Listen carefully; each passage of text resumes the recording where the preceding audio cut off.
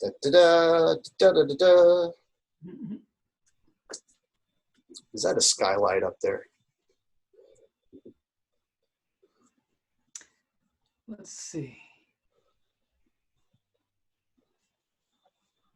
There he is. Hey. Hey, buddy. Good evening. How are you? I'm good. Sideways. Oh, I guess we need to go vertical, huh? There you go. How do? How's it going out there in Portland? Excellent. Most excellent. Excellent. I like excellent. Looking forward to, having a little time to, it's always a challenge with all the insanity going on out there in the world to not talk about that or be a part of that. But I'm happy to see if we can provide a bit of a diversion for folks. Yeah, I think so. It seems like every day something new comes along. And yeah. I just hope that, I just want peace and equality for everybody. And if that's Me too. If that's too much to ask for, then you're barking up the wrong tree with me, because, yeah, it's just common sense and common heart. And, beyond. Well, I couldn't agree more. That's perfectly well put. I'm right with you. Although I get the feeling that common sense isn't nearly as common as we thought it was. But it's still out there. I think it's more common than what we hear about. Well, that's true. Yeah, you can't. It's actually the vast majority of people. It's just that doesn't sell ads. Exactly right. But in day-to-day life, yeah, I think it's still common. So yeah. Well, it's so great to finally speak with you. Yeah, likewise. I've enjoyed your work for years, so it's a pleasure to sit down and talk with you tonight. Oh, well, thanks very much. Yeah, absolutely. I'm excited to talk about the new album also. Maybe we should start with that. Sure thing. Narrabeen, is that right? It's called Narrabeen, yeah. Yeah. You'd think I'd have a copy handy. It's in the next room. And I believe that is off the coast of Sydney. Am I right? It looks like this. Yes, exactly. Beautiful strat on there. Now, that is actually a city off the coast of Sydney, Australia. Am I right? It is. You might call it a town. And it's in the Northern Beaches, an area called the Northern Beaches, which is just on it begins on the northern part of Sydney Harbor. And it's a little peninsula that goes northward. And it has several beaches running up through it. And Narrabeen is a very popular surf beach. And also that area I became familiar with it because that's where my wife's from. Oh. And she's actually the designer who designed the album cover. But it is a championship surfing beach there at Narrabeen. And there is she was the best surfer in the world of either gender for quite a while. Lane Beachley lives there over in Manly. And she came to some Isaak shows over the years and is just lovely and absolute badass. And so when I set out to make this record, I wanted to do some surf music, but also other things, and kind of have that surf tone be the thread that kind of ties things together. But not just do like a straight up surf rock album, because there's tons of great surf music. I don't feel like I needed to put a lot more of that in the world, but I do have 3 or 4 tunes on there that are surf, and one of them is called Fast Lane, based on Lane Beachley, or honoring Lane and her, just everything about her. She's a super sweet, cool person and a total badass on a board. So hey, it's kind of a tie in there. Hershel, I think I might have slipped you the wrong link, because I sent you a link a minute ago that's to the actual Facebook stream so people can watch and ask questions. Oh, That one I gave you before was to the Zoom chat because I see people lining up in the Zoom lobby, right. including, it looks like Jeff Beck. Now, if that's really Jeff Beck, I should probably let him in and say hi. Well, I have a friend from high school named Jeff Beck, so it could be that Jeff Beck. Oh, okay. Chances are it's that Jeff Beck. Okay. Still He's an cool, but American. it would be cooler. Yeah. But Yeah. if you want to take a minute and grab that out of my messenger and share it on your page, that should do the Okay. trick there. Let me Real see if quick. I can pull that off. Yeah, sorry it's so convoluted over here. I'm trying to find a way to streamline this. All right, now what's going on?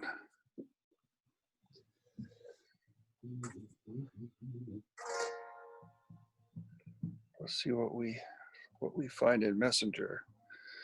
Okay. Facebook videos, that's probably it. Yeah, it should be in that that message I sent you. I'm looking at it. Like the link at the very bottom. Uh, I guess you could share the link there to either Messenger or the live link. there's a turn on button. Let me send it to you one more time, just in case. Yeah, it's just kind of offering for me to watch your video. Oh, Is all it's doing. oh, darn it! Here, scroll up above it, and you will see a link right above the window where it looks like my video. You see that one that says Facebook.com Sean Tonar videos? Yeah, that's what I clicked on before. Yeah, Try just it again. like don't click it. Just kind of like copy it and then paste it on your wall. That should be the trick. Oh, okay. So try that. Yeah.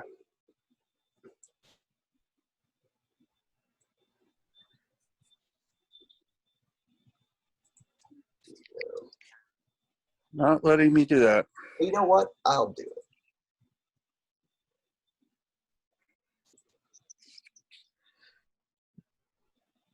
Yeah, it's not letting me copy it. It's only activating if I touch it. Alrighty. Well, hopefully that will do the trick right there.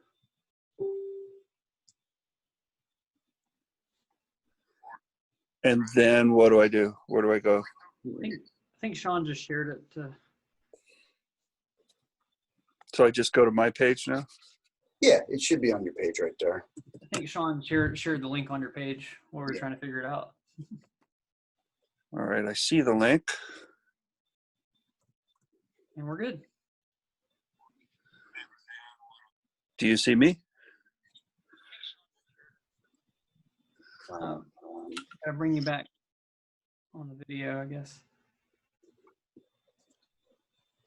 Yeah, it looks like your video is muted or something on the Zoom.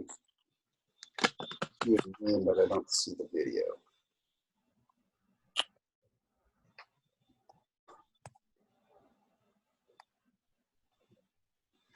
There you are. All right. Excellent. Okay, I'm just back on Zoom again. I'm not, but as long as it's working for you, that's what matters. You got it. You got it. Yeah, that's fine. Cool. That's working. All righty. Again, sorry it's a little convoluted, but it'll work somehow. Ever shifting world of live streaming. Yeah. Sean, I think you have it set to private too. No, I don't. But as long as it's working for you, that's what matters. You got it. Yeah, that's fine. It says public. Cool. That's working. All right. Again, sorry it's a little convoluted, but it'll work somehow. Ever shifting world of live streaming. All right. So what I'm hearing now is about a minute delayed. It's our Okay. conversation from a minute ago. I think that will stop now. Right. So Okay. So I think we're good to go from this point forward again. Awesome. Yeah. Hi, everybody. Here we are. Yeah. So if y'all want to watch this, if you haven't already, there's a link on Hershel's page. Just go there and click it and come on in and ask some questions. Do you see any questions piling up there, Stephen? not yet. All right. Well, I've got plenty. All right. Well, tell us, how you've been spending your time lately? Like, what's your average day consist of lately? Well, I'm just very fortunate to be one of the lucky ones and not be in danger or anything right now. I've got a pretty sweet little home studio and hang with my little dog and my wife here in Portland, Oregon, and so I've been recording and playing with the dog and hold up and holding up. I've been working on some new music. I've got new songs coming down the pike, both some more instrumental stuff, a la Narrabeen, my last record, and then also some vocal tunes that are kind of, I don't know how you describe them. They're kind of rock, bluesy rock, pop vocal tunes, not too heavy, but hopefully not too vanilla either. What's the dog's name? The dog is Oscar Peterson Yatovitz, I love it. I love it. named after the piano great. Sure. And what kind of dog? He's a Staffordshire Bull Terrier. He's the little English kind that you don't see as many of here in the States. The American Staffy is kind of pit bullish in its size and look, whereas the little English ones are about a quarter or a third that size. So he's got that kind of shaped head, but he's a little dog and he's just pure muscle and love and snuggles and fun. And does he have a British accent when he barks? well, there's a slight Cockney, just the ever so slightest. Okay, that's cool. Definitely. But, like I said, I just feel really fortunate that we're able to get our groceries delivered and I send out a few things, put on a mask when I have to go out and send out a few things or whatever. Oh yeah, me too. I like doing the bandana because it really kind of covers your face up good, and you kind of look like you're about ready to rob a stagecoach anytime. You just never know. You have like a good hat to go with that, like a good 10-gallon hat or something. That would probably be better instead of my little turn of the century paperboy duster hat. Yeah, well, you prog boys don't tend to have cowboy hats laying around, I guess. Not too much, I guess, but I'm open to it. I actually went to Nashville and bought one time, and then I don't think I ever wore it. So it's kind of like, the things you do when you're a tourist, Well, I definitely have gone through a few hats.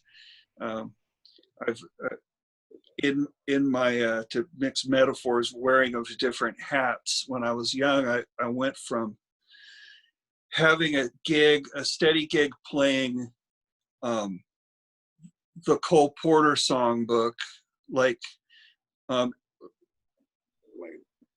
got to work with some really incredible jazz musicians, and I worked 5 nights a week at this club playing jazz and not even just real book, fake book kind of stuff, which I knew and I had already been playing quite a bit, but older, like Cole Porter, that kind of stuff. And I went from that gig directly into that gig ended, and then I needed a gig really bad, and I had a friend who was a country western singer, and he said, "Hey, I need a guitar player."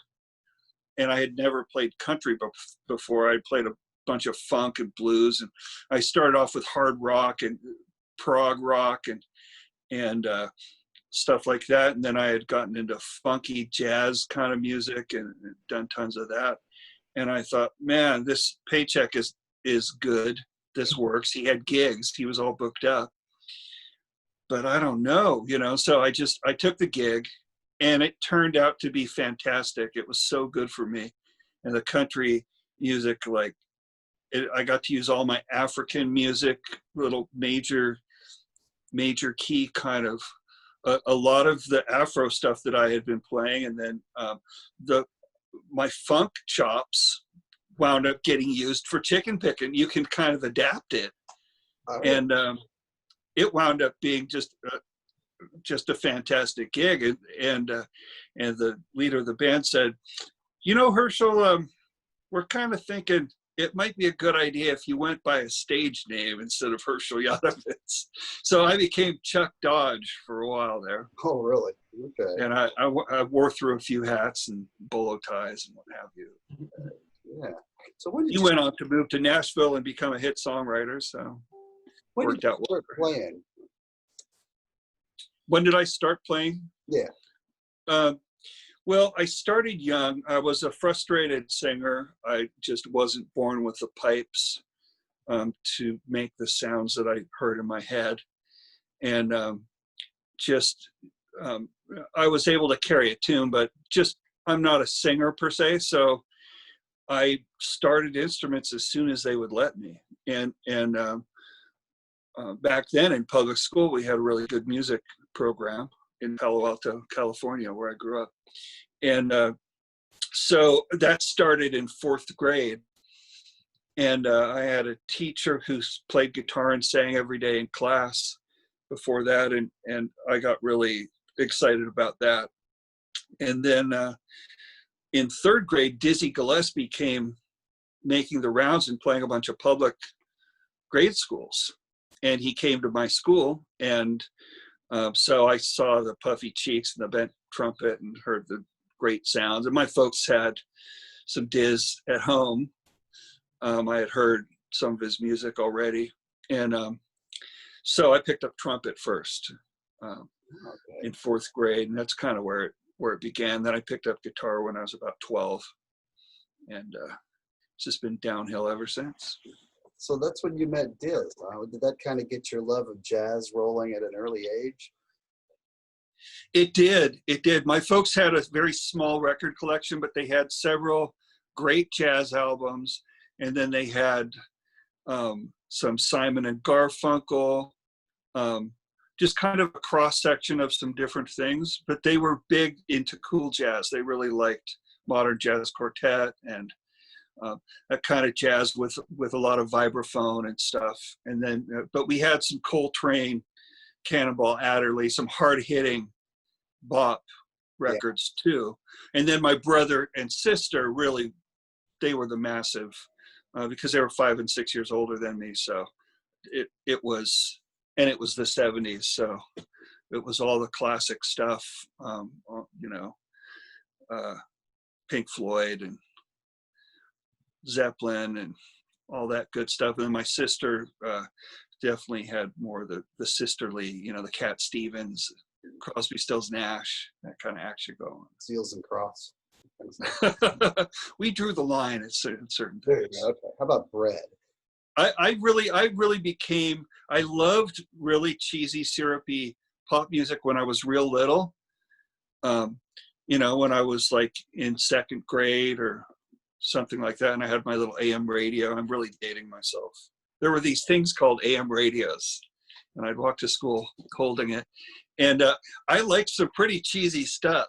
I was too. I mean, like, ho, ho, ho, it's magic. Great. Yeah, there you go. I mean, people resist that, Exactly. That ballpark at the time period. And I was into soul music a lot too. Soul music was really hot. And the OJs and the Spinners and those kind of bands that had some funkiness to it, but it was also kind of a little bit more sweet on the sweet side. Yeah. And then I picked up guitar, and it was downhill pretty fast into the Devil's, like Black Sabbath and MC5 and hardcore, pretty hard stuff. I mean, at the time, Deep Purple and Led Zeppelin was considered heavy acid rock. Oh, yeah. That was heavy metal. That was called heavy metal. But I was listening to, now nobody would ever consider calling Led Zeppelin heavy metal, but that's what it was called back then. Yeah. Well, I think heavy got redefined in the next decade. But at the time, it was definitely heavy. So who were like some of your first guitar influences when you started playing? Like just obvious, probably Jimmy Page and. Yeah, I would say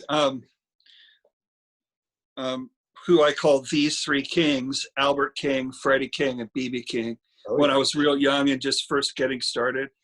Well, it's hard to go wrong if you listen to those three guys. You're young. The blues is really well suited for a young beginning player because you can grab a few good notes and squeeze them, and you got something pretty amazing happening there. Yeah, and it's like it kind of helped get you a handle on improvising early on, Yeah, and then later on, I got, of course, into more different people, Otis Rush and different people. But it started a lot with that, and then there was like the rock stuff, the Zeppelin and AC/DC and that kind of Black Sabbath.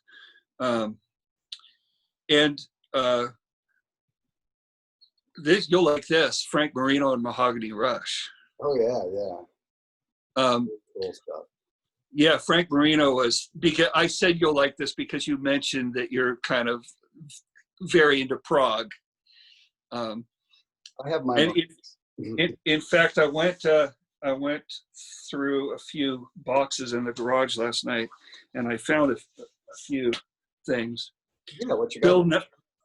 This was a little bit later. I got into Bill Nelson. Bebop Deluxe. Yeah, okay. And he did some wacky prog stuff. Here's. Oh yeah. This is, Yukihiro Takahashi. And it's Bill Nelson and friends. Mahavishnu Orchestra. Don't burn your. So, in my teens, I got really into John McLaughlin. And these are some more wacky, ones. Here's an old John McLaughlin. Oh yeah, I think that might have been his first one. This is not his first. This is with. It doesn't have the date on it, but this is with like some of the Hendrix guys. This is Buddy Miles on drums, Larry Young on organ, who also played with Hendrix, and Billy Rich on bass. So that's a little wacky. Here's another Mahogany. Okay, number 4. This is Mahogany Rush 4. That's got the answer, and he was just I was into Chops guys, back then. I mean, it would have been kind of the equivalent of a kid being into Dream Theater or something nowadays. Oh, absolutely. But then there's some just wacky prog bands that I didn't know if you had heard of. Nova. No. This band Nova. I'm not familiar. I'm gonna have to check them out. I thought, Sean mentioned that he likes to go through a bunch of different records and stuff, and he's into prog, so I'm going to look through. And I just pulled some stuff. Now, I haven't listened to some of it in 35 years, but some of it is, have you heard of Tomita? I have, yeah. Yeah. Isao Tomita, and he's got the whole back of cover of this. Half of it is names and model numbers of different Moog modules that he used, and like every echo unit, and some of them are really wacky. He's got like some of these old prog people, they would list all of their gear by model. Oh yeah. It's like, look at all the things I have. And Tomita, I think of kind of in the same ballpark as Wendy Carlos, Walter Wendy Carlos. Remember Hooked on Bach and all that? Yeah. Very early synth pioneer. Keith. Yeah. And then here's some. This was a huge record for me. Intermounting Flame. I liken that to a musical atomic bomb going off. It is, but it's so human. Oh yeah, it is. But it's just like the aftershocks echo to this day in a beautiful way. That's true. Yeah. It is. It changed the course of a lot of music. It's one of those things that is the opposite of like having awareness. Like everybody knows the Beatles influenced tons of music, but who influenced the musicians? A lot of muso bands, you might call it, like Mahavishnu Orchestra and John McLaughlin. They actually influenced the players who then went on to be in bands that you know, you've mentioned to me when we were chatting, ELO and bands like that. Bands, even Kansas, you had the guy from Kansas on last week. Those types of musicians are heavily influenced by this early stuff, and I've made my living playing a lot of vocal music and simple stuff that has a lot of space in it. But when I was developing as a musician, I needed to learn how everything interacts, and so the complex stuff appealed to me a lot, and the John McLaughlin stuff. It's so humanistic and explosive, and they would meditate. I heard the story of Billy Cobham, the drummer. They meditated for hours before doing the recording session for that. They just sat in a room. All the other bands were doing drugs. These guys were meditating. And then they recorded and they played for hours. And then they finished and they went to eat, and quite a bit of time had passed before he realized that he had broken 2 fingers playing his drums. Like, he didn't even realize it because he was so jacked up on just the pure energy of it all. I love that story. This is kind of, you could say, the polar opposite. Oh yeah, I was just. This is Return to Forever. Chick Corea, Al Di Meola, Stanley Clark, Lenny White on drums, and these guys are all about precision. I would call this, in many ways, kind of the least humanistic. It's so mathematical and pristinely perfect, and it's the kind of thing that people would do massive editing to achieve nowadays, but these guys actually practiced and did this barely humanly possible stuff. But it's almost cartoony, or I don't even know how to describe it. It's the opposite of Mahavishnu Orchestra, but this was a huge influence for me. Oh, it's wonderful stuff. You know, it's almost like the other end of the spectrum. I mean, they're all incredibly intense and full of amazing playing, but you know, Chick's music is very, very arranged in advance. Yes. Whereas the Mahavishnu is almost more like a jazz approach, where they play the head and then they blow. Absolutely. Not every song, but a lot of them, especially on that. And Al Di Meola as well. Of course, he's a well-known guitar hero. Oh yeah, Elegant Gypsy and Land of the Midnight Sun. Those are, you know. Yeah. So I was into all that stuff, and some of Stanley Clark's solo albums as well. Oh yeah. But all of those guys are that kind of prearranged type of musicians, like what you were just saying. Well, I think even the Mahavishnu got more arranged later, like on Birds of Fire and Vision of the Emerald. It's more thought out than the explosion that the first album was, I think. Yeah, that's true. You know, that's true. That second Mahavishnu was really great too. You know, the one with Narada Michael Walden and Jean-Luc Ponty. Yeah. And now, absolutely. Now he's Journey's new drummer. I thought that was an interesting fake this week. It's like, well, I think you're a little overqualified, but I just heard that he's a nut. I've met him a few times. He's a nice guy. That band Nova that I was showing you, here's another Nova, and here's Narada. You're speaking of, okay. There he is with hair. Okay, so maybe he was with them before he hooked up with McLaughlin, you think? With lots of hair. This is 76. He was a busy bee. Narada, he was a Bay Area guy. I don't know exactly what years he was in the Bay Area. I believe he still is, but I first got hip to him with Jeff Beck, Wired, of course. Love it. Man, love it. That's a massive. Here's another Prague, Cassiopeia. Okay. Have you heard of them? Cassiopeia, No, I guess it would be pronounced. You're turning me on to a lot of good stuff today. Appreciate that. Yeah, I just thought, you told me Prague. I thought, wow, I haven't looked through my Prague records in a long time. I've got a lot more. I just grabbed, there's only about 3 more here. But yeah, these guys are listing the models of their gear as well. Kind of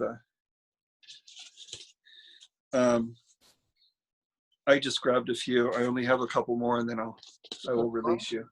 The Guitars That Destroyed the World. There are always these weird records, and this is a compilation. It's got all kinds of crazy things, from Santana to Blue Oyster Cult, Johnny Winter, John McLaughlin. I mean, they're mixing Rick Derringer. They're mixing some strange bedfellows here, but the cover is classic. And you know, you can see, like, on this was my ticket right there.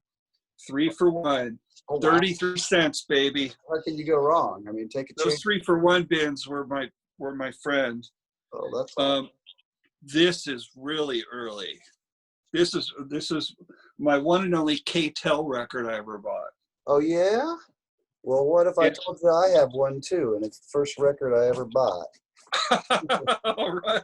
This is true, and I think I have it laying around here someplace. I'm not exactly sure where, but yeah, it's called Fantastic Hits. Here we got the Hollies.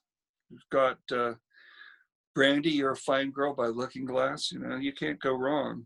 She'd be a good wife. That's right. This was my first song. Okay, now I'm going to really share some useless history. My first performance that I remember doing was they set up a overhead projector at my elementary school, and which was like a square spotlight. So it was just this white square. Oh yeah, I remember those with the drum. And me and my friends stood up on the stage and we sang this song together. That he and I just stood there and sang along with the record. We put this record on, this very record. Gypsies, Tramps, and Thieves by Cher. And that was that's the first actual standing on a stage with a light on me experience that I remember. And it's a song about prostitutes and pimps and hookers and all this crime. And but I had no idea. Highly. Because I was in 3rd grade. Yeah, I hear you. Well, one of my favorite records when I was like 3-year-old was Tommy from The Who. And it's like, that's not a really kid-friendly story, you know. No, it's not. A lot of skeevy characters in that story that take advantage of him one way or another. Right. At the time, I didn't know. I just thought it was I had a book by Dr. Seuss called Horton Hears a Who. My favorite. Yeah, and I saw my favorite Dr. Seuss book. Yeah, it said Tommy the Who, so I just assumed it was about a Who named Tommy. So, yeah, that's my little connection. I love that album. I love that. I actually had the pleasure of performing the entire album a couple times in the last couple of years with some friends that love it. That's one of the ones that I can thank my brother and sister for having around the house. Oh yeah, yeah. Rock opera, as they call it. And they had, and I can thank my brother for Cheech and Chong, for the Cheech and Chong records. Big Bamboo with the Big Bamboo, we had it. Rolling paper in there, yeah. Yeah, I wasn't quite sure what that was, but yeah, found out. Use that thing. I can't even imagine. You know. By the time I found out, he had already used it. Oh yeah. But you could cut it into smaller pieces, or I don't know. Right. This is one of my Desert Island records right here. Yeah, she's so wonderful. After Hours with Sarah Vaughan. Yeah, she's awesome. Like maybe the greatest female jazz singer, and something. Yeah, absolutely. You know, he's just got the best of all of my favorites kind of mixed into one person when it comes to female that sound of the era. And she does a great version of Black Coffee on this. But yeah, I can't recommend After Hours, Sarah Vaughan, enough. I don't know if it's in print. It's a good and then I have one last thing in my little crazy stack here, which is this is a box set from Germany, but it's Jimmy Bryant and Speedy West. Oh, nice. And I was looking for pictures of their original albums because the box doesn't have it. But these guys were Ricky Nelson's band. And Jimmy Bryant is one of the very first, if not the first person to ever play a Fender Telecaster guitar on a stage or whatever, the prototype.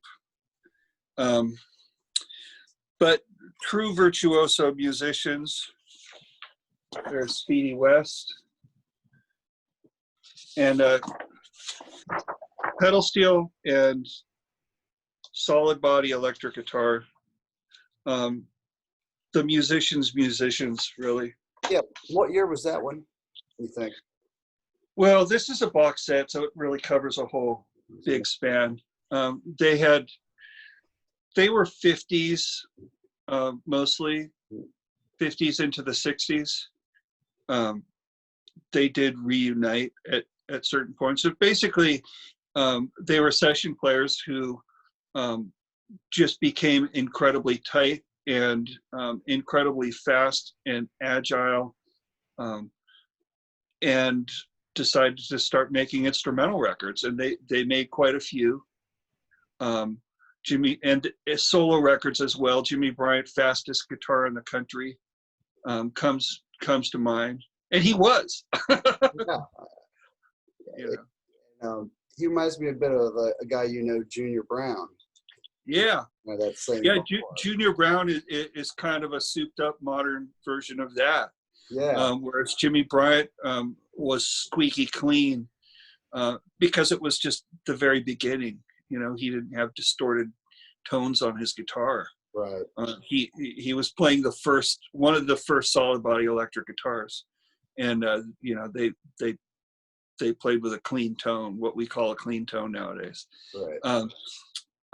But yeah, I mean, it's country picking, and they definitely did quite a bit of kind of what you'd call hokey kind of tunes and hokey melody lines and what have you. But it made a big impact on me. And you can hear elements of, I had a roommate when I was 18 years old, who turned me on to a lot of crazy guitar music. There were a lot of records that came out in the 50s and 60s featuring the electric guitar just as an instrument, because it was new. It was, oh, yeah. and so there's a lot of space age, hypersonic kind of stuff, and then a lot of moody stuff too, like bachelor pad lounge music, voot kind of tiki lounge kind of stuff that would have kind of jungle sound effects and what have you. Arthur Lyman and Martin Denny, and so he played me all this crazy stuff, and it really made an impact on me, and that really was a big influence on my latest record, Narrabeen. Yeah. Very cool. Yeah, from what I've heard of it, it sounds like an updated take on the surf records that so many of us have enjoyed for decades, and but with like a fresh angle, and the production's really modern. Well, thanks. I was just trying to have it be steeped in some of those traditions, but not sound like things that I thought I had heard before. Just have enough uniqueness to it. And I have another big influence of mine is this guy who I used to play with, Reggie Band is his name. He's no longer with us, but he was really into mashing up calypso and some different kind of islandy kind of things with funk and soul music. And he was a big influence on me. And so there's a song on my record that really has that kind of calypso. It's a calypso funk kind of thing that you would never find on any of the other records I'm mentioning. And that one I consider to be kind of more modern. It's called The Upsetter. The band we were in was called The Upsetters. And so I kind of named it after him, calling him The Upsetter. And where's the best place to get the new album?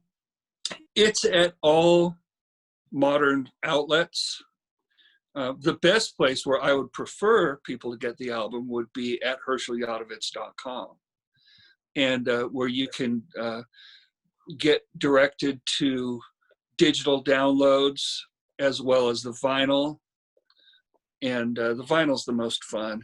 It's just such a visceral, great, fun thing. Speaking of vinyl, I didn't find my first K-Tel album, but I found another one I got around the same time. Check this out. All right. That's right. As Seen on TV for $4.99. And yes, The Hustle is on here. And, it's 1975. This is kind of an early disco party. I wouldn't have guessed that disco was even a thing in the mid-70s, but I guess it was. Oh, no, that's when it going. It was blowing up. Yeah. Yeah. Because by the end of the decade, man, people were like breaking records. Like they had enough. But I like some good disco. There's some great funk guitar playing in it, and the bass playing is just superb. And Yeah, well, I love funk and soul, and I hated disco when it was out. But nowadays, I come across some, and I'll go, hey, that part's cool. That part's cool, and I have an appreciation. I was really kind of a little snot-nosed snob. When I was in my teens, I was pretty anti heavy commercial music. I was into my Hendrix and my John McLaughlin, and I didn't go in for the disco stuff. I was really into James Brown and that kind of the Meters, that kind of funky soul music. But that disco thing it didn't feel very soulful to me at the time, but yeah, nowadays I come across it. Yeah, well, even back then, it's like, even if the music's kind of cheesy, the tones were all great. Yeah, everybody had just great instruments. There's so many different Strats out, over the years, and some of the more recent ones, I don't know. Well, you probably know this better than I do. You probably have a few vintage instruments. And not all Strats are created equal, are they? No, they actually can be radically different. I am one of those lucky so-and-sos who wound up with a very early Stratocaster, which I have back here.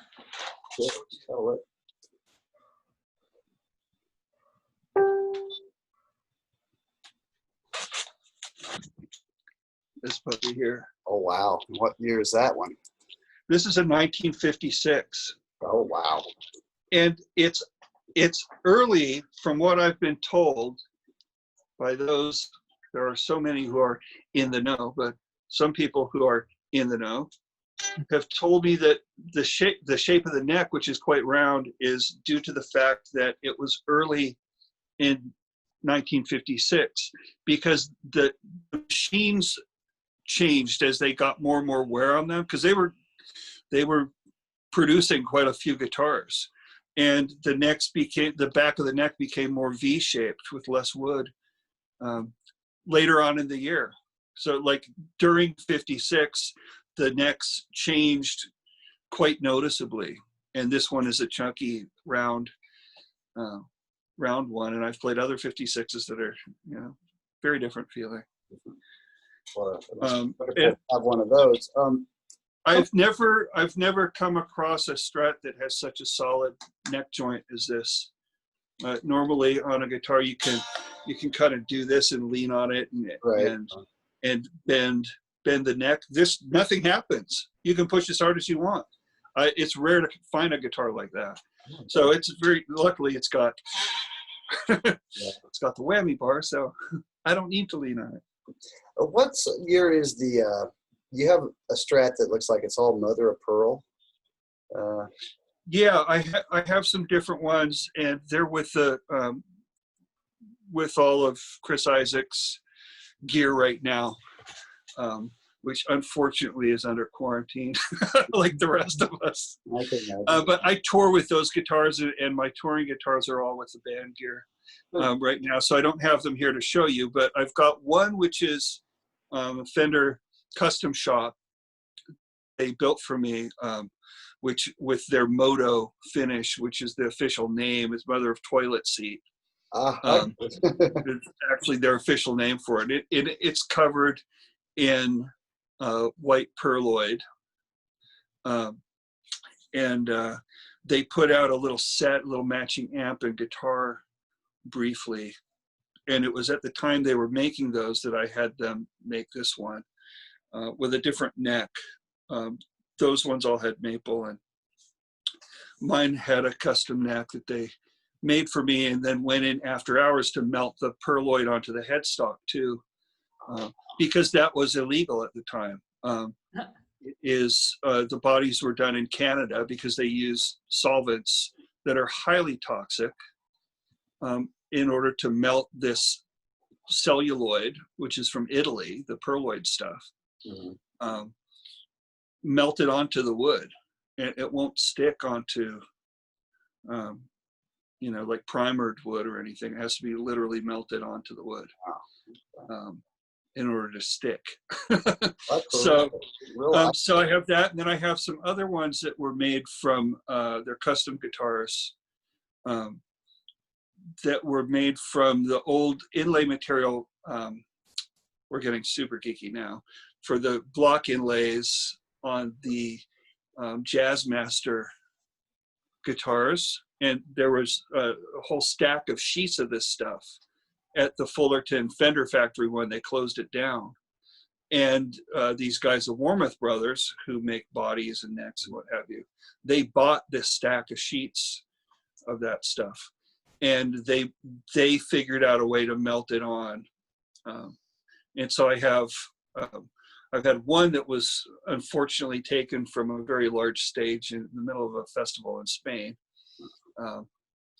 And then I have a replacement one, which I was able to find. A good friend of mine, John Steinman, found it. But yeah, those are really kind of one-offs. I don't know if there's probably less than 10 of them that exist with that finish. And each one of them would be a unique instrument for sure. So do you consider yourself a collector of vintage instruments, or is it kind of more of a mixture of modern stuff and vintage for you? I would say it's a mixture that leans a little bit in the vintage direction.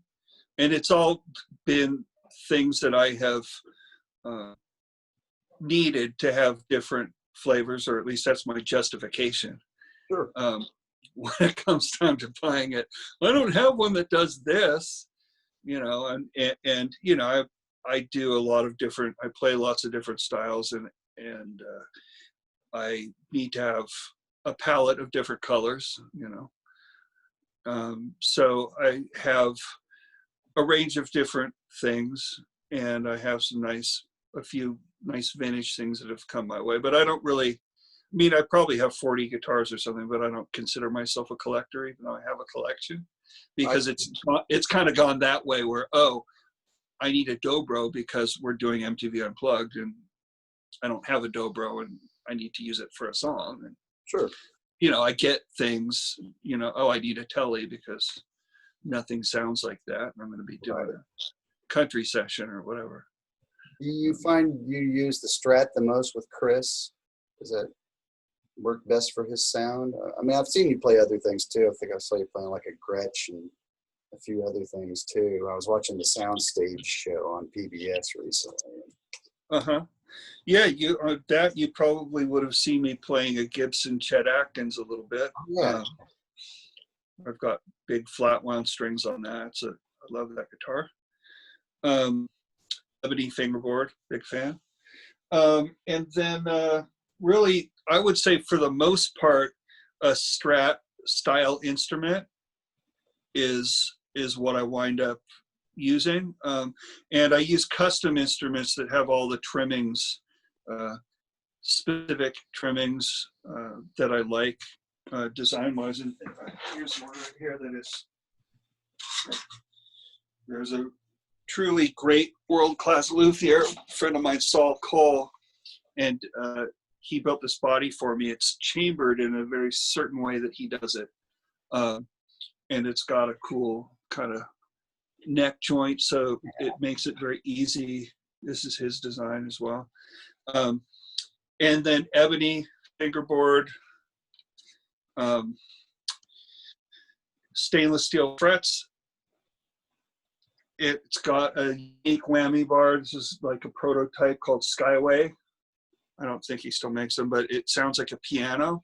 It doesn't go through the body, and it is using the swivels, the design of swivels that were used for the cameras on the Hubble Space Telescope. Oh, wow.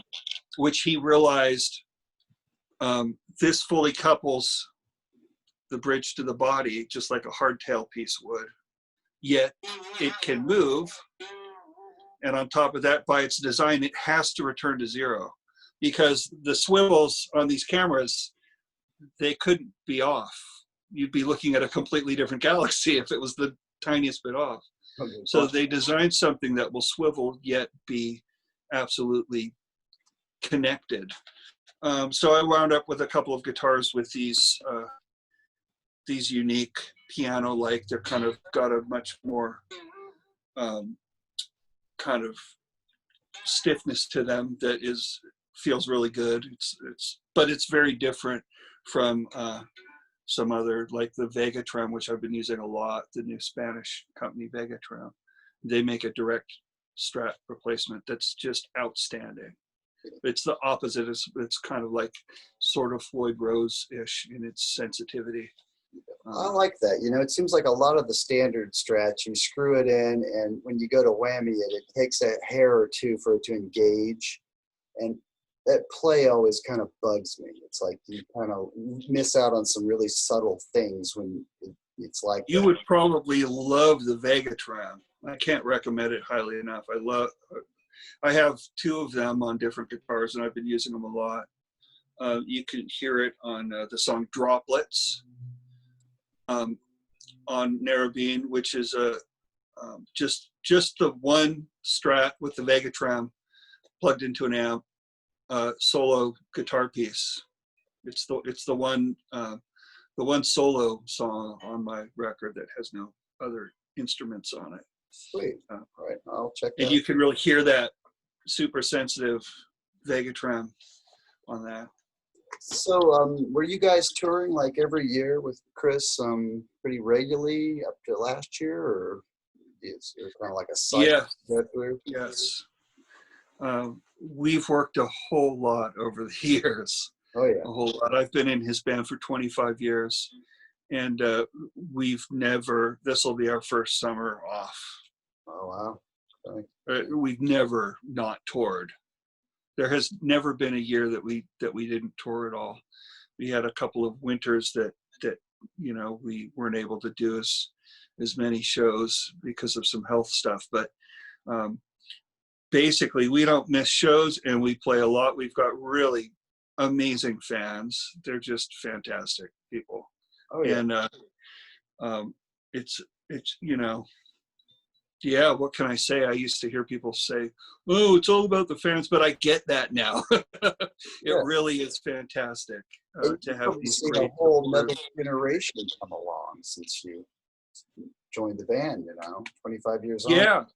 Yeah. And it's a funny band because we do some wacky, crazy experimental things in the studio sometime, but then at the same time we also have done quite a lot of retro stuff, and we even like we did a whole Sun Sessions record where we went to Sun Studios, and our bass player got the gut strings on the acoustic bass going, and I got the big flat wounds and the tape echoes, and we really went for that, trying to capture that vibe. We did, after we did MTV Unplugged, we did Boho Sessions, which is an acoustic record. They wanted us to release the MTV Unplugged, but they wanted it to be all of our rock tunes, but on acoustic instruments, because that's the shtick of Unplugged. Right. But we did a lot of music that night, and the soft, pretty songs that lended themselves well to acoustic instruments MTV didn't want to put that on the record. So we made our own Unplugged record, and that was Boho Sessions. Okay. That's kind of how that came about. So, you know, there were some originals on there, but then we're also doing like Dean Martin, you know, like what we did, you know, so it's gone both ways. I've seen, you know, we've put out a record, and then we have a bunch of young people that year at all of our shows. And then we put out something, you know, like Boho Sessions, and then all of a sudden it's people 20 years older. So I've seen it go both ways. It's been interesting, you know, and one of the things that I love about working with Chris is that there always is a timeless aspect to what we do. It's not a trendy, this is the disco album kind of thing. We have done some certain albums where, okay, it's a Christmas album, or it's the Sun Studio album, or whatever, where it has a theme, but it's all got a timeless quality to it. And I love that about him and about, you know, working with those guys. Oh yeah, well I love that too. It's almost like it's a modern take on something kind of retro, but that music, that time period is just classic, you know, and it ages well, you know. It's yeah, and I think the other timeless thing is just his voice, you know, the fact that it's, you know, it's in the Roy Orbison school, where the voice is so beautiful and big, and the song is written to support that and exploit some of the best qualities of it. And then you've got this thing that is a human being, you know, performing this feat with their body of this beautiful sound. And that's something that is not, that's not a trendy thing. That's a timeless human thing. Right. Know? You know, back when singers really sang, you know, none of yeah. auto-tune, click together business, you know. And he's got an amazing falsetto too, you know. It's just like he's yes, full range. Yeah, it's remarkable. He has a remarkable voice, and he never warms up. I never ever have heard him go ooh or do anything before we go on stage. It just blows my mind. It blows my mind. He really is he's a force of nature. How did you hook up with Chris originally? Well, there's this really fantastic guitarist, Charlie Hunter. Sure, who yeah. plays he plays bass lines and guitar at once on an 8-string guitar. Yeah. And he and I both we both studied with Tuck Andrus of Tuck and Patty. Sure, yeah. And Tuck sounds like a whole funk band by himself as well. But actually, Charlie and I didn't meet through Tuck. We met through this producer, Lee Townsend. And I was in a rock band when I got the call to audition for Chris that Lee was producing. And he was also producing some albums for Charlie Hunter, solo albums. And he had a group called TJ Kirk that did Thelonious Monk, James Brown, and Roland Kirk mashups. Wow. That's awesome. So they kind of did a play on the James T. Kirk thing, I think, and they called it TJ Kirk. Will Bernard, it was a great band. Scott Amendola, great drummer. But Lee Townsend produced a bunch of great contemporary jazz people. He was Bill Frisell's manager, perhaps he still is, and producer, and did a lot of that great Bill Frisell stuff. And you know, a lot of ECM guys, Pat Metheny and John Abercrombie. It was really neat to work with him because he was about the guitar and music as art, pure art. It was not a commercial endeavor, and that I always appreciated that. But yet, yeah, I met Charlie through him, and Charlie used to be a rockabilly guy and was old friends with Chris and Kenny Dale Johnston, Chris's drummer. And so he recommended me. And I just, I had never been called to a major label audition before. Hey, I have a question from a fan. Diane is wondering. Diane is wondering, are there any plans for you and Chris and the band to do any virtual concerts during this unusual? I hope so. I sure hope we do. I haven't heard anything yet. I saw Chris today. We have a mutual friend. Speaking of Roy Orbison, I think of him sometimes. Nicole Atkins, who's a great singer and does a lot of kind of moody, quirky stuff. And she has a new record out. And she can evoke Roy Orbison too. And she's toured with us. And Chris was playing live today to promote her new record. She got a bunch of really cool people kind of chipping in. And I have worked with him a little bit on some tunes, but we don't have anything as a band in the works yet. But I sure hope we do. That'd be a lot of fun. Yeah, I think that'd be great. I think people would get a kick out of watching that. You know, it's yeah. So if that was enough paragraphs for you, Diane, thanks for asking. Yeah. Again, this is Soul Night Live, episode number 8. My guest tonight is Hershel Yatovitz, who you might have seen with Chris Isaak, if you saw them in the last 25 years or so. And you might even have seen them on their Showtime series back in the early 2000s. It was a really cool fictional series about the different things that happened to the band, basically. And a lot of it really relates to being a working musician, I think. You know, some of those scenarios and some of those stories, I think, are probably not too far off the mark.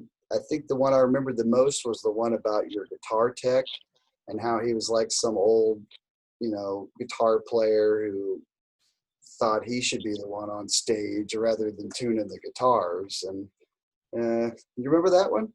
Who was that guy? I do remember that one. I have some Was he just an actor? Pretty vivid memories. That was Adam Arkin played that character. Oh, that's right. Okay. And who I was pretty thrilled to get to work with. You know, the whole thing was just thrilling. We had legendary rock stars and actors. I never thought in a million years I'd wind up working with Minnie Driver or whatever. And that episode had Adam Arkin playing this guitar tech, and it was based, a lot of these shows were based on ideas from our real life. I had actually had a guitar tech who was in a really huge band that almost made it. They were playing massive arenas. They almost made it, and then things took that left turn on a dime, as they do in life sometimes. And then a few years later, he wound up being my guitar tech, and so they kind of, I think, you know, we talked about that as being the kernels of a storyline. And we took it to a different place than it was in real life, where his character and I actually had a guitar duel. And we shot the show in Vancouver, BC. And we got this local burning guitar player named Robbie Steiniger to play the guitar parts for Adam's character. And he was such a badass. I had to tell him to just cool it a little. It's like the whole idea is that we're having a duel and this guy is really good and he's kind of challenging, you know, my ego or whatever. It's a tense situation where he just happened to pick up a guitar and then he played a lick and then I played a lick, and then all of a sudden it became a competitive situation before we knew it. And yeah, this guy, Robbie Steiniger, was the local guitar player on that episode. And he kicks ass. He's a great guitar player. Alrighty. Well, I have a fan that wants to pop in and ask you a question. I'm trying to show her how to get into the Facebook chat, but she can't figure it out. So I'm going to just let her slip in here for a minute. Alrighty. Let's see her. Looks like her name is Adelaide Alexander. Oh, it's my friend who is male. His name is Adlai Alexander. Hey, how are you? I figure you might as well just come on in here since we're having technical difficulty. Hello. All right. Wow. What's up, Adlai? Good to see you, man. I just wanted to say hi. Ladies and gentlemen, this guy is amazing. I have the honor to occasionally perform with him live here in Portland, Oregon. The incredible Adlai Alexander. My friend, who's Well, welcome. Yeah, turn it down on your end, or it'll echo. Am I still there?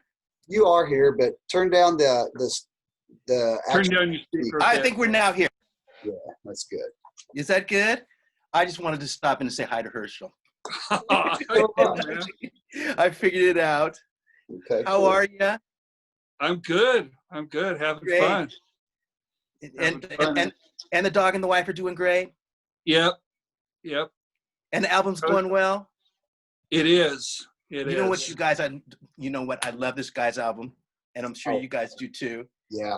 It's just so wonderful. Hershel and I we've been buddies for quite a while.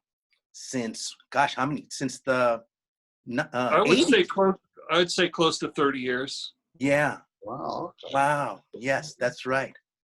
Yeah. Awesome. Well, folks, you should look up Adlai Alexander. He's got some stuff on YouTube. He's got albums out, and the incredible vocalist, guitarist. Thanks for stopping in, man. Well, thank you. Yeah, check it. It's good. It's good to say hi. This is wonderful. I've been enjoying it. I've been really enjoying the when you were showing all your albums. Oh yeah. Yeah. Picked out a crazy little stack there, you know. Yeah. I've always got. I left out all the Zappa and all the other great stuff. Yeah. Oh, all the great stuff. And you know, I'm old enough to remember all of that stuff. Romantic Warrior. Yeah. You know, and the Mahavishnu stuff, and you were mentioning the disco stuff as well. Oh yeah. All that stuff. Right. It's all good. It's all good. Absolutely. Well, cool. Yeah. Thank you for popping in here. And sorry, it's a little hard to navigate tonight. Yeah. I don't know. You know, I don't know how to work a lot of this stuff, but I guess I'm still here. Yeah, I may have given people a bit of a bump steer with the Zoom link. I thought that was going to be the Well, these guys just steered me MO. to the right place. So it's Good. So it's wonderful. Hope all is going well. I heard you were talking about Tuck. Oh yeah. Yeah. Yeah, Tuck and Patty have been doing live shows on Facebook, and also Tuck has been doing Tuck's guitar tips On Tuesdays. So yeah, that's very worth checking out, because he is not only a font of incredible guitar information, but he is about as funny as any human being could possibly be. You're right. Well, we were both students. We were both Tuck students. Very cool. Are you guys St. Vincent fans too? Yes. Yes. The connection, right? Annie? Yeah. Of course, yeah. Yeah. Patty's niece. Yes, exactly. She's Yeah. amazing. Yeah, in fact, they opened up some tours for St. Vincent, which is pretty fantastic. I went to see it over here in the I guess it was at the Schnitz, right here. Oh yeah, great. In Portland. Yeah, I went to see that one. Yeah, I got to see her that day too. I met her. Do you know that when I was their tour manager for a while, and I met her when she was 14, and she came along on the tour. Oh wow! At that time, and we were traveling to Lake Tahoe. Okay. That's great. She was this 14-year-old girl, and next thing I know, oh my goodness. Yeah. Did she play guitar even then? Yeah, she did. Well, she was just starting. In fact, Tuck had just presented her with a guitar that was given to him, a beautiful guitar at that time. Very cool. And, it's a really interesting angular style that reminds me kind of maybe Adrian Belew from King Crimson. Really, you know, where it's like, you know, I'm going to put this really wild solo, but it isn't your typical shreddy thing. It's more artful. Yeah. Yeah, I know. Yeah, I get the Adrian Belew thing, connection. Yeah, I get that too. Yeah. I certainly. You know what's really something is that I was watching some videos of hers and watching her hands on the guitar, and they look just like Tuck's. The angles of her, you know, of the joints and things. You can just see it. You can see it in the, you know, in the jeans. She got some good pointers, no doubt, because that's really the physical hand position and how you hold the instrument, you know, whether it's up or down, and whether it is vertical or kicked back. All of those things are massive. They're massive things for any beginner. It's probably the most important thing. If somebody, I would tell people, if they were only ever going to get 1 or 2 guitar lessons, learn how to hold the thing. That's like the most important thing, the ergonomics. Yeah, right. Yeah. Right. And use your pinky right away. Yeah. Yes. He's hanging out. You might as well put him to work. You know? As my boss, Chris Isaak, would say, "Oh, jazz is easy. You just add your pinky."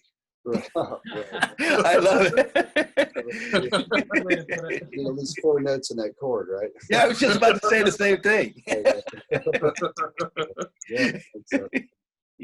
Well, cool. So, Hershel, any early concert memories? What are some shows you saw as a teenager that stick with you now? Well, the very first concert I went to, my sister's boyfriend, high school boyfriend, and he would be, I think he's 7 years older than me. He and his friend took me and my little friend to see this group called Led Zeppelin. That was my very first concert. And they had this band opened up that literally got booed off the stage of this day on the Green in Oakland, California. They literally, the poor guys got booed off the stage, and they were called Judas Priest. Huh. They were this new band, and the crowd wanted nothing of it. They were not into it. Then the next band came up, and that was Rick Derringer. Okay. And for those people who aren't familiar with Rick Derringer, he played with Johnny Winter quite a lot, and he had a big hit song in the 70s, Rock and Roll Hoochie Coo. Yeah, exactly. And I was at that show. Incredible. Of course you were. I was. Teenage Love Affair, Teenage Love Affair.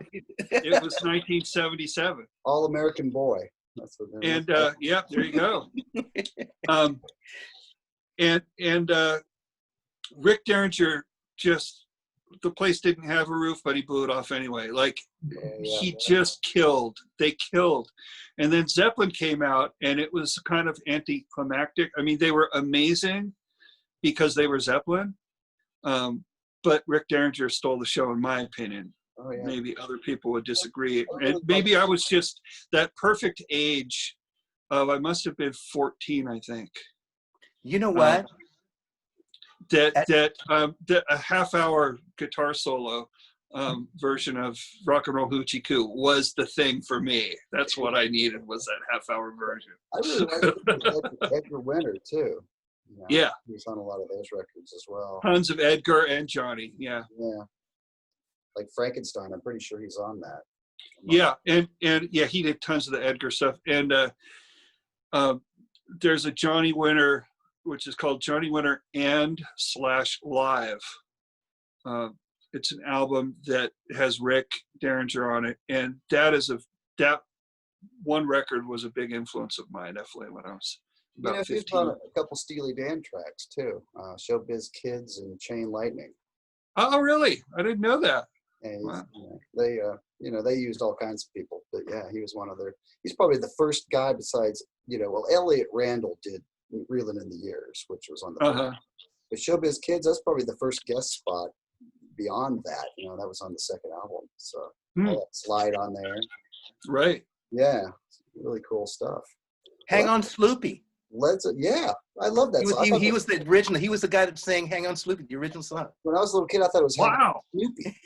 I thought it was a Charlie Brown song. Which makes it all the more fun. Right. Imagine the dog hanging on a ledge.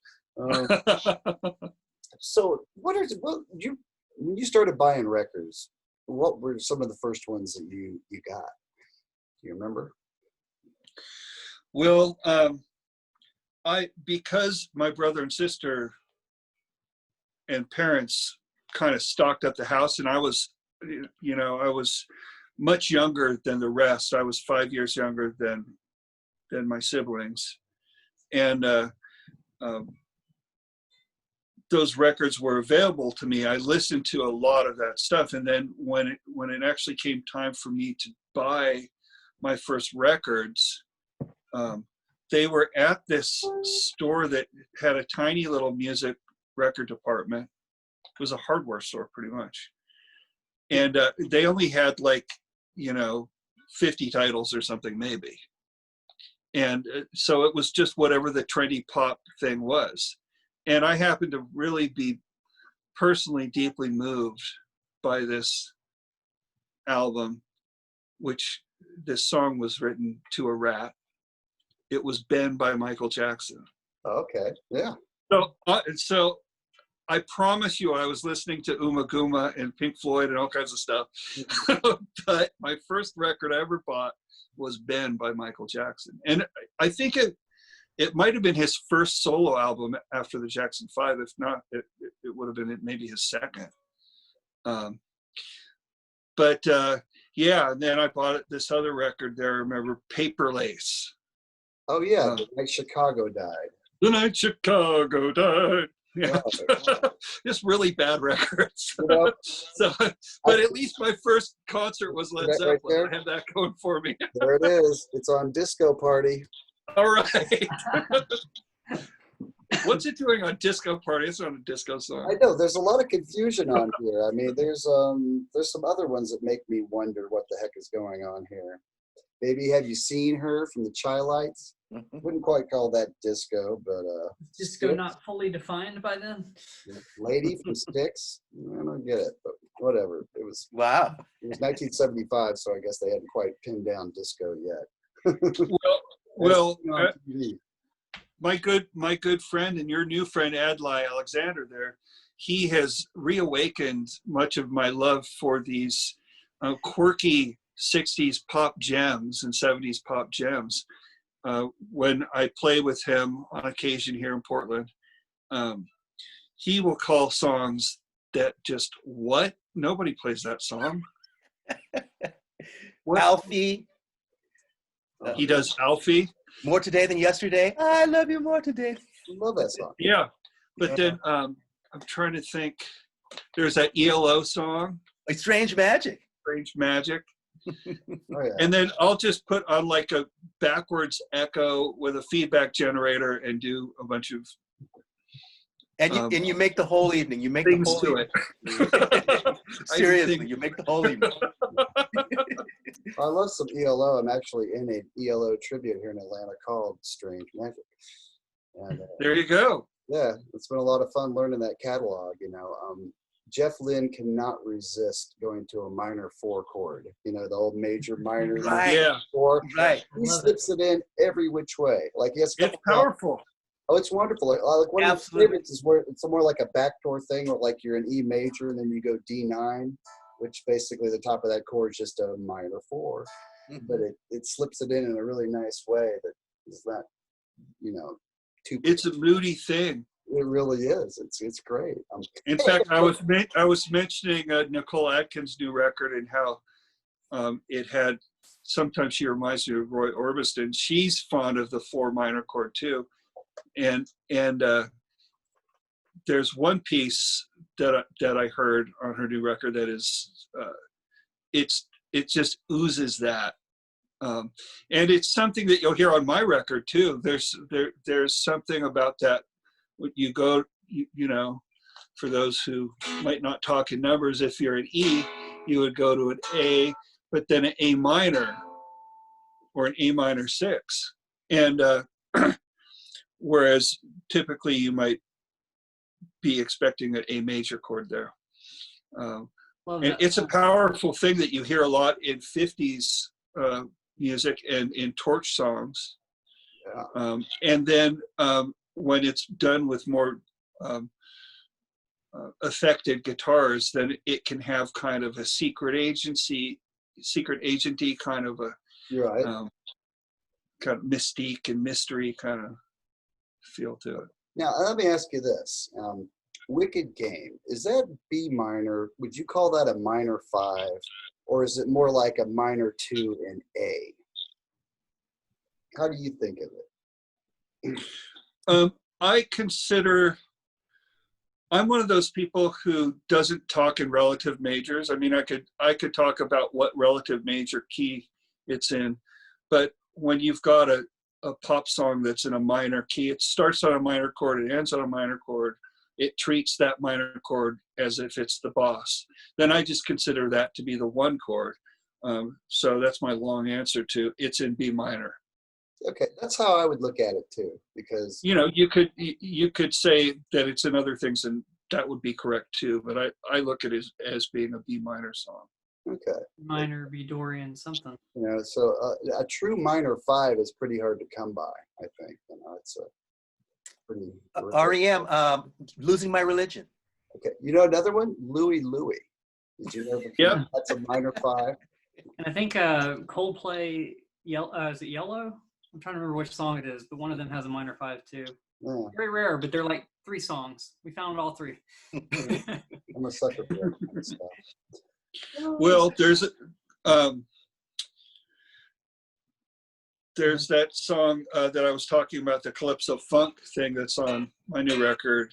That's got a minor 5, but it's a minor key song, so maybe that doesn't count by your standards. Mhm. Yeah, I guess it would be. Yeah, as long as it's not a dominant 7, and it's less than obvious. Yeah. That's a good thing. I like it when songs surprise you like that. Looks like we got a question over here. All right, what you by, got, Steve? Sandra or Sandra, I'm not sure. She has a question about what's your favorite venue on tour? Do you have a favorite? That you played? Oh, my favorite venue. Oh, that's hard.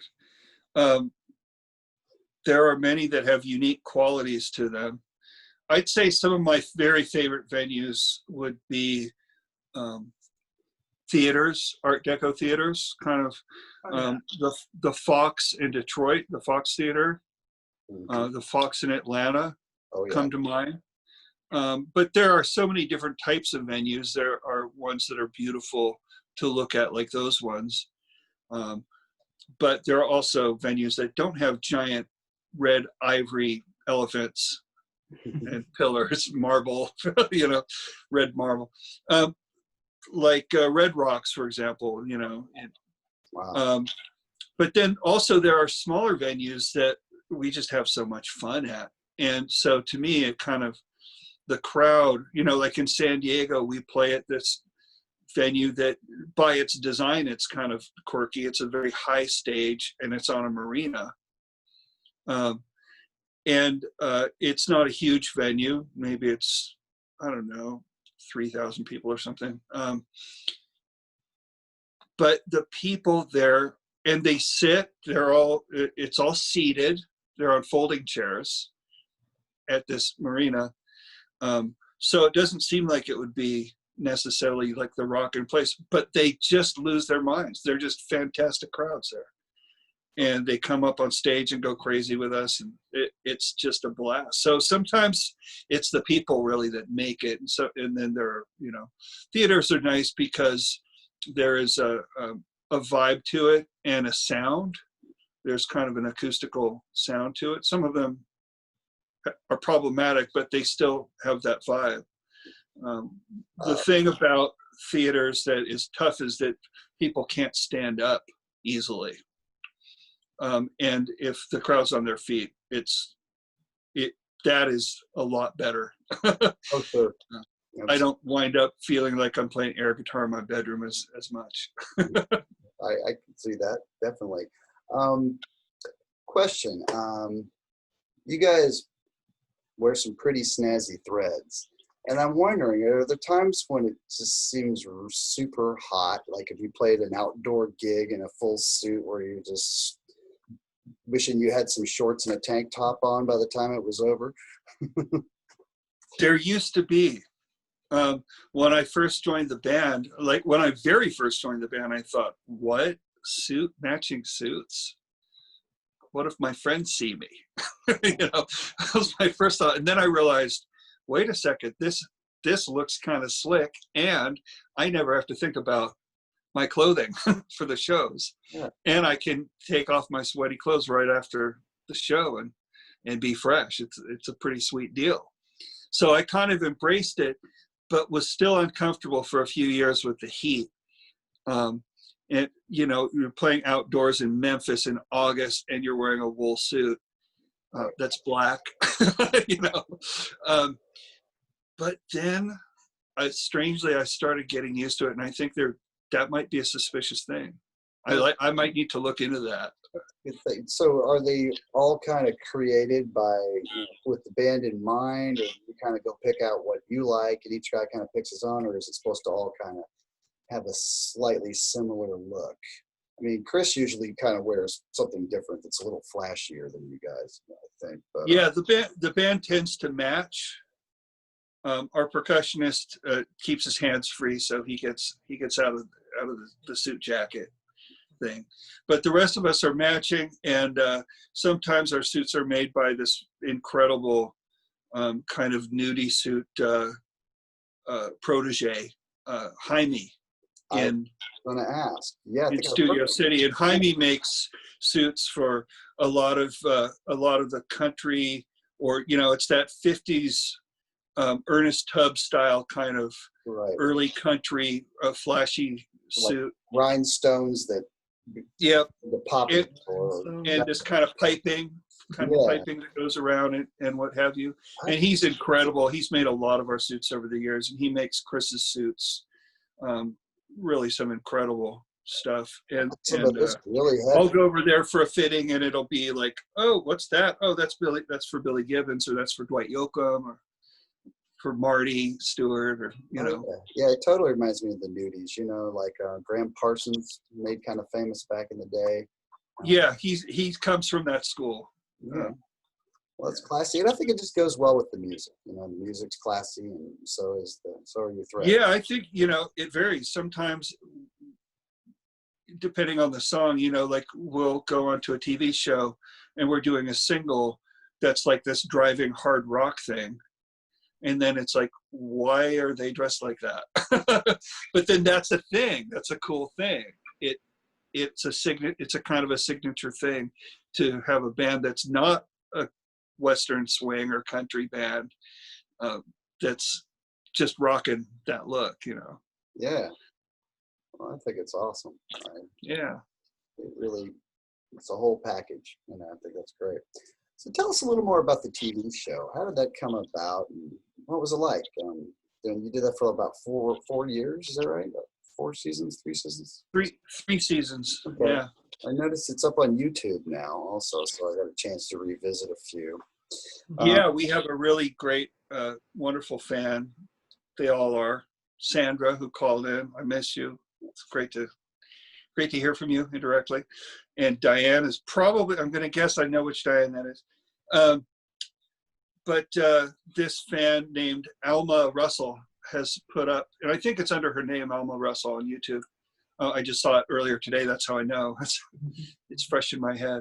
But that television series will never be able to be produced because for rebroadcast, because of the licensing fees on all the hit songs, because every episode had some legendary artist, and we played their songs and they played ours, and to pay for the licensing for all of that stuff, they were never able to pull it off to have a box set occur. So I'm hoping that these stay up, that they're up for a while, and people can enjoy the show. It is very unique, and we had a ton of fun doing it. And you asked how it came about. Well, what I remember is, I was talking with Chris, and he was thinking about making a movie because our lives were so ridiculous. Every day on the road, there's just more bizarre people and interesting, funny things going on. And why not make a movie that we can have some of that in, and have it be not so absurd like Spinal Tap, but an actual band, but still, fictitious, but an actual real band, and that's on the road, and do that. And so at the time, HBO had The Sopranos out and Sex and the City, and this kind of cable putting uncensored shows on series instead of just playing movies was a new thing that HBO was rocking. And so in their search to find a venue for this movie idea, Chris wound up meeting up with this guy from Showtime, the Showtime network. And they wanted to break into series at the time.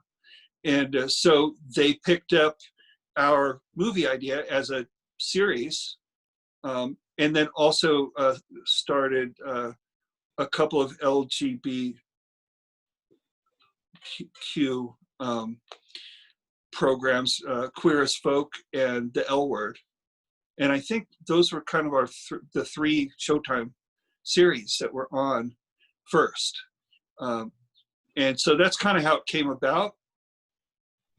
And we did our first pilot episode with a tour bus, and we quickly learned that was going to be too difficult to sustain because all of the shoots needed to be location or lots of location shoots, which is very expensive.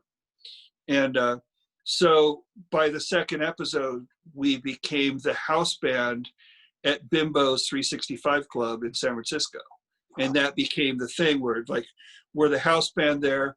And then we still had a bunch of location shoots, but it didn't have to be like the whole thing every episode in a new location, which would be too hard to pull off, kind of recreating, an actual touring band in a different city every.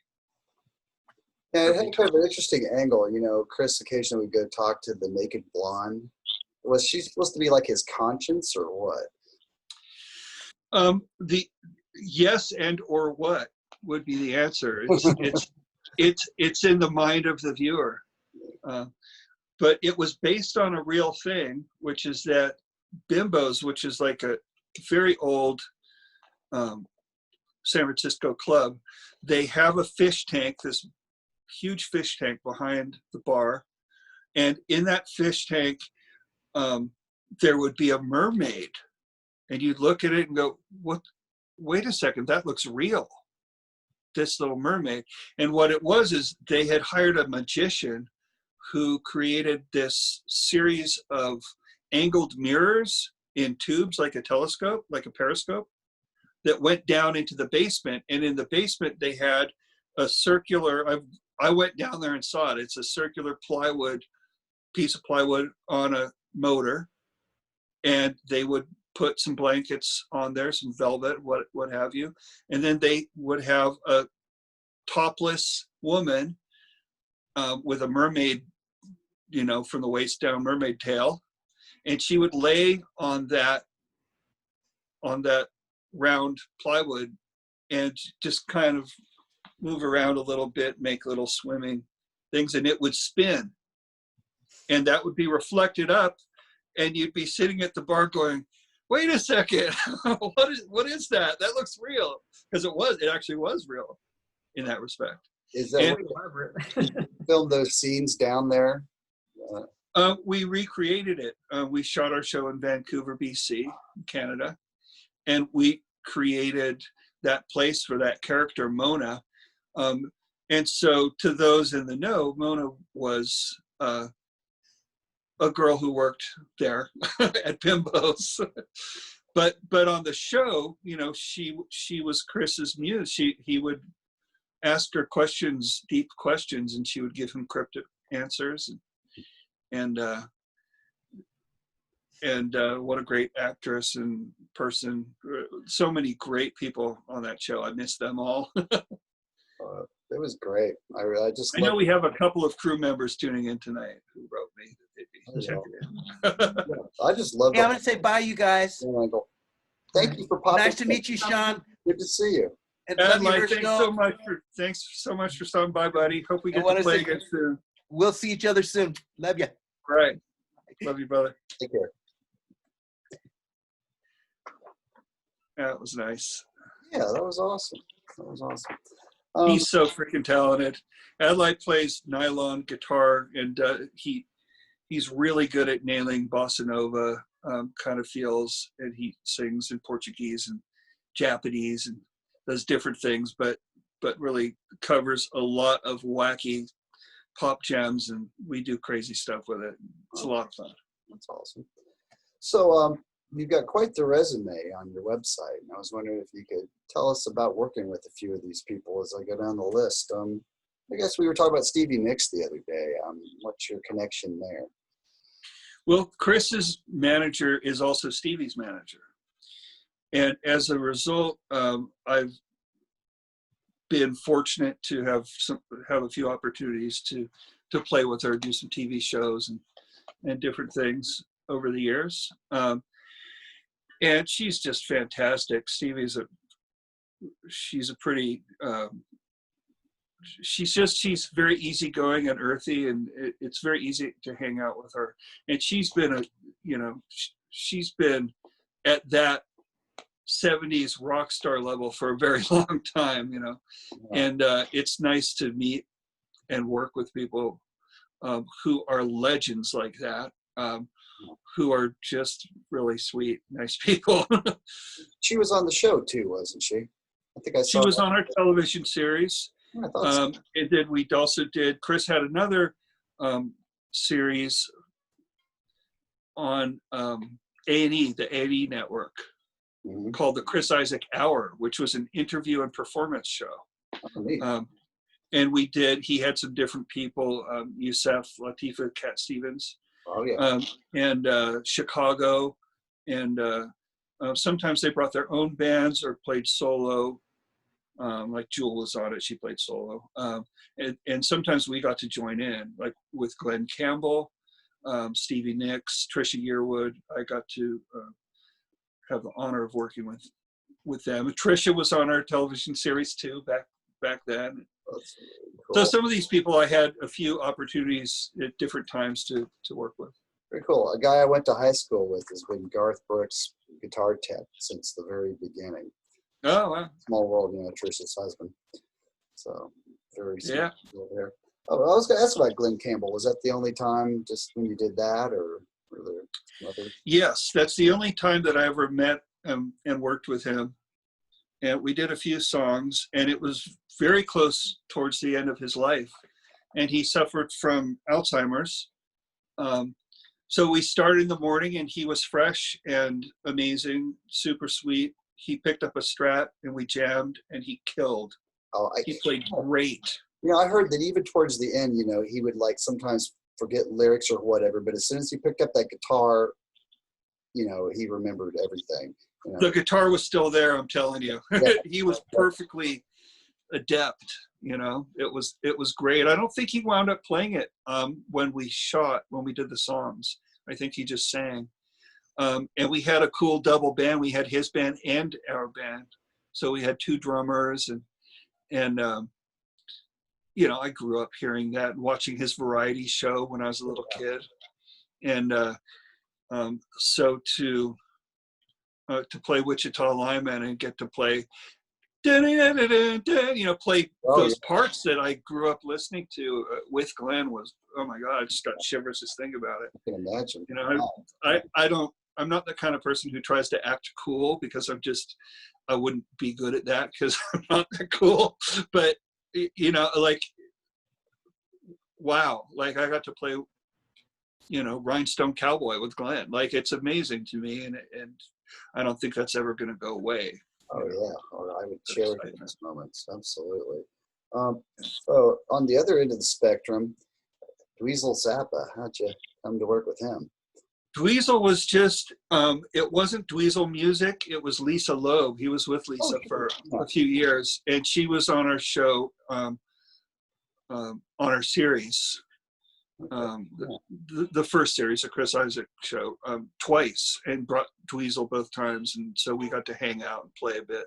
Oh yeah. And talk about gear and different nerdy stuff, and he was super nice, and he's immensely talented, and he was very easy to hang out with. Oh yeah, he's really helping to carry on his father's legacy. What an incredible job he's been doing. Yeah. It's just mind-boggling. yeah, I mean, he's just, I mean, he had to basically learn how to play again to play that stuff, but boy, did he ever, How do you? Like, how do you play? How do you learn to play like Frank Zappa? I don't know how he did it. Even it's such a quirky. Well, hopefully, maybe genetics made it a little easier. Yeah. Wonder. How about Bonnie Raitt? When did you work with her? Bonnie, we've just kind of crossed paths a lot over the years, and being Bay Area, there's a lot in the Bay Area. The first time I met her was, there was a music magazine that was a California music magazine called BAM, which started out in San Francisco. Bay Area Music is what it stood for.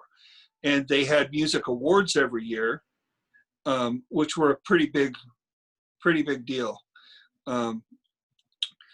So, obviously it's not the Grammys, but it was, as far as a regional thing, it was probably, one of the bigger things that happens. And the year that I joined Isaac's band, we put out the record Forever Blue. They had just finished it when I joined the band. Being a San Francisco based band, and having a pretty dynamic live show, we just had a great following there. Chris had built up an amazing following, and I got to kind of come in when that was going at full steam, and kind of, get a little bit of that glory. So we swept the Bammies that year. He got several, the band got several, and Bonnie was there and she played with us. And I was just new in the band and trading licks with Bonnie all of a sudden on stage, and it was pretty cool. Oh, yeah. I had just met Neil Young backstage. I was feeling pretty overwhelmed and happy. And I hung out with her that night. I just wound up kind of hanging out with her for about 45 minutes. And she was just so hilarious and funny. And she was real kind of salt of the earth, hanging with her crew. Like a much more of a musician than a front person rock star lead singer type, Oh yeah, I love her slide playing. It's just, yeah, it's like molasses. It is. Yeah, she really has a very unique thing going. She definitely does. Just a couple more things while we're tuning in here. My guest is Hershel Yatovitz, and we're discussing playing with Chris Isaak and countless other artists. This is Soul Night Live. That's the name of the show. Check us out. There's a YouTube page. Just go to SOAL _night live and scroll up in click one of our logos. You'll see my little logo with the Strat headstock. Click that and hit subscribe if you could, and keep track of all the different guests we have. Next week, my guest is Nick DiVirgilio, who was the original drummer for a progressive rock band called Spock's Beard. Remember the episode of Spock's Beard, Hershel? That it spawned a band.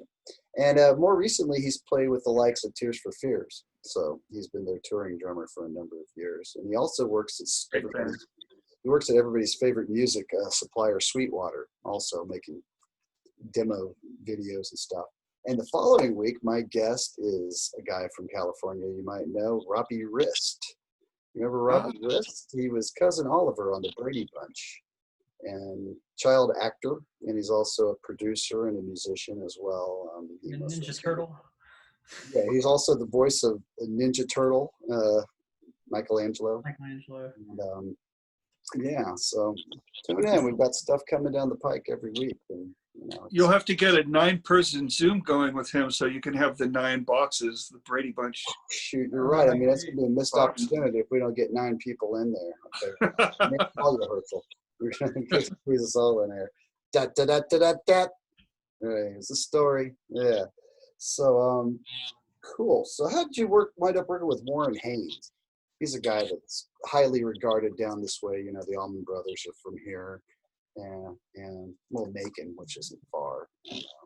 Yeah, naturally, he's a monster. I have an old friend who I played a lot of gigs with when we were young, named Andy Hess, and Andy is just about the groovinest bass player you might find. And he was in Government Mule for a while. Andy went to San Jose State University, and I played at his senior recital.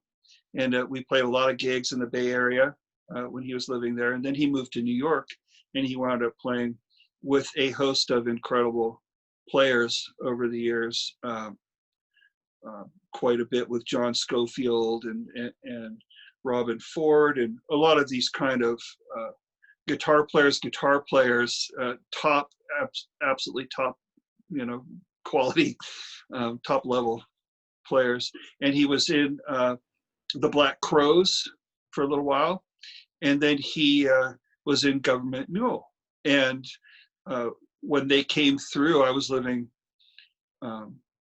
here in Portland, and they came through town and went to go check them out, and Warren invited me to play. Oh, awesome. And I said, well, I don't have my guitar with me. And he said, well, it's okay, you can play one of mine. And he has these incredible guitars. So he said, I think this one might be a good one. And he handed me this Les Paul that was just, he had a whole story about it, how he had gone to the factory and he played 30 Les Pauls and he didn't like any of them. And then this one was on the wall with no strings or guts in it or anything. And he said, what's that one? And they put strings on it. And he said, yeah, this is the one. And it was. Butter. And he was just super gracious. And Government Mule is just kick-ass. And it was just a blast. So that's, I got to hang out with Warren a few times, but that was really about the size of that. It's just that I played with him. So my list on my website is kind of, musicians who I've played with, and some of them I worked with a lot, some of them just one night, like Warren, one song. I have a fan question. It says, can you ask if a DVD of the MTV Unplugged recordings will ever be officially released? Any idea? I've seen them. I know that they exist, but it's MTV Unplugged. So I would think that, if it's out of print, you'd have to look for a used copy. And I got another comment. It says that the broadcast is frozen a little bit tonight. Well, Facebook is my landlord, so I can't really answer that. But what we do is I upload this to my YouTube page, and then I will post it on Hershel's wall and on the Chris Isaak groups as well. So you can watch the whole thing after the fact at your leisure. So just sorry if there's any technical difficulties, but you can always check it after the fact. So, well, cool. Well, my gosh, let me see if I got anything else on the list. Any more questions over there, Stephen? I haven't seen any. It may just not be loading, but I haven't seen any. Yeah, I don't know. I mean, it looks like it's working like it always does, but I didn't see a whole bunch of them either. Sandra says, thank you for mentioning Bebop Deluxe. Haven't listened to them in years. Would love to hear you play Blazing Apostles, Coach. All right. There's a request there for you. I can't think of that song off the top of my head, but I remember Rocket Cathedral. I used to play that. Yeah. That's a good one. I'll get that Sunburst Finish album downstairs, and that's probably the one I remember the best. Yeah. Interesting stuff, kind of quirky pop with some amazing guitar playing on it. Yeah, it was a quirky band. But he did a lot of really experimental stuff later on. Yeah, I've heard some of his solo stuff, and it's pretty progressive. Oh, and then there are people. Who's the other Bill? Bill Laswell. That's who else. Right. Tell me your Andy Latimer story. I know we talked about that before. Oh, yeah. Prog. Yeah, well, you mentioned your affinity for prog music, and Andy's an actual bona fide prog rock star who I've had the pleasure of knowing for many years, and incredible guitar player from the band Camel. And he's British, and I was talking to him. We were hanging out one time with our friend Bill Richardson, and I would mention the Shadows. Oh yeah. There's a few guitarists who wouldn't be a fan of Hank Marvin and the Shadows, 60s British surf music.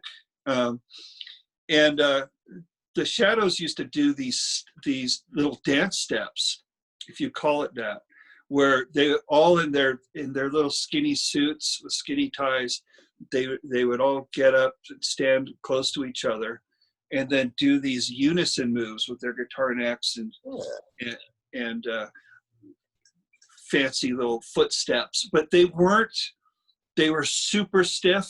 They were not dancers. It was almost like not a dance. It was almost like it was military or something. They would just in unison just go and cross this leg over that leg and move back. And it was done with this absolute deadpan, bored-looking expression on their faces.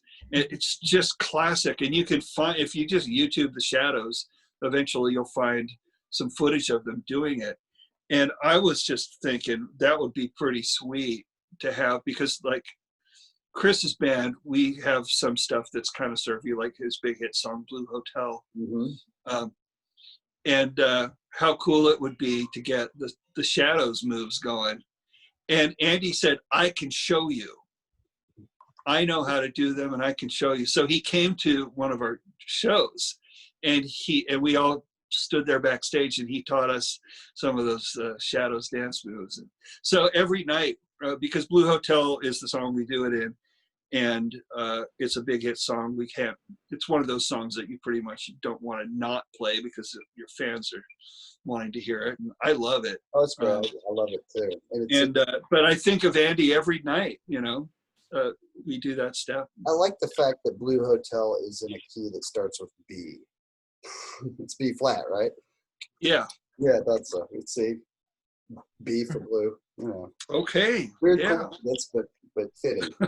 This is how we started off our pre-airing the show, with Sean grabbing his guitar, strumming the first chord. Blue Hotel. Blue Hotel. Just saying, sit and B flat. Yeah, that's kind of cool. Okay, well, cool. All right, any other over there, Stephen? I have not seen any. All righty. Well, tell folks again how to find your new solo CD, Narrabeen. They can find it at HershelYatovitz.com. Rolls off the tongue. Yeah. Easier to spell. You got some cool swag over there too, T-shirts and that sort of stuff. Yes, I'm very fortunate to have a in-home great designer in my wife, and we have some cool merch, and we got some new stuff coming out soon too, some fun stuff. You can get the vinyl, which comes with a digital download, there at HershelYatovitz.com. Also, the digital versions are available on all the major streaming platforms.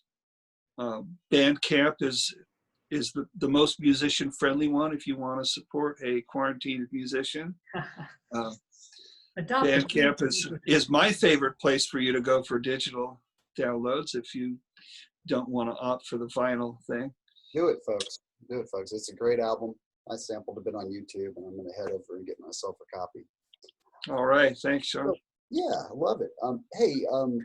With Chris, what are a few songs that come to mind that are some of your favorite performances on record for your playing? Oh, wow. I'm sure you love everything, of course, but what's a couple that pop up in your head, or just some that you really just love to play? Yeah, I don't know. I mean, there are some unique ones that kind of pop into my head.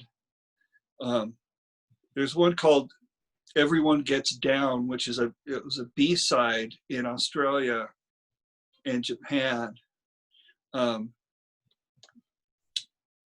It's out there, and it's got a 4 minor 6 chord in it. It's a really kind of a cool thing. And then there's another one that has a minor 6 chord. So we're talking about that eerie chord earlier. Yeah. Called So Lovely the Night, which he sang in Japanese. Oh, wow. So those are a couple of obscure ones. In terms of ones that are on the records, I don't know. I think we did some pretty fun stuff that was kind of had some unique moments on the album Speak of the Devil, that I particularly kind of dig. I definitely did a lot of weird, hey, let's plug a guitar into a Leslie into a amp that's pulled out of its chassis so I can flick the springs on the spring reverb. And it just kind of like doing, you know, looking for weird stuff. Let's plug a clavinet into a Leslie, you know. So we did a lot of fun kind of sound design stuff for that record. And